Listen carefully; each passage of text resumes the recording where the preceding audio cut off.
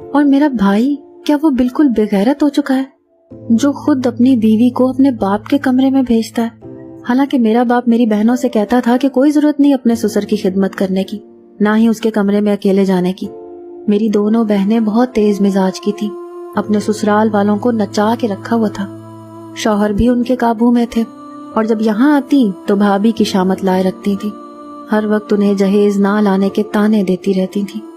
वालदा भी किसी से कम ना थी, पूरा दिन मेरी भाभी के पीछे पड़ी रहती थी। दिन में 1 घंटा भी भाभी को आराम के लिए नहीं मिलता था। मैं उस वक्त भाभी की मदद कर देती थी जब अम्मी दोपहर को सो रही होती थी। वो मुझसे कभी कभी अपने दिल की बात भी कर लेती थी, लेकिन जब भी मैं उनसे ये पूछती कि अब्बा उन्हें कमरे में बुलाकर क्या कहते हैं, तो उनकी रंगत उड़ जाती थी। वो एकदम ही फक रंग के साथ नफी में सर हिलाने लगती। मेरे जहन में बहुत सारे सवाल थे जिनका मेरे पास कोई जवाब ना था।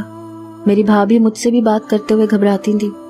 एक दिन जब भाभी मेरे अब्बा के कमरे में गई तो मैंने अम्मी से पूछा कि अब्बा भाभी को रोज अपने कमरे में क्यों बुलाते हैं। मेरी बात सुनकर मेरी माँ मुझे कहर भरी नजरों से देखने लगी। कहती, मुंह बंद रखा करो अपना।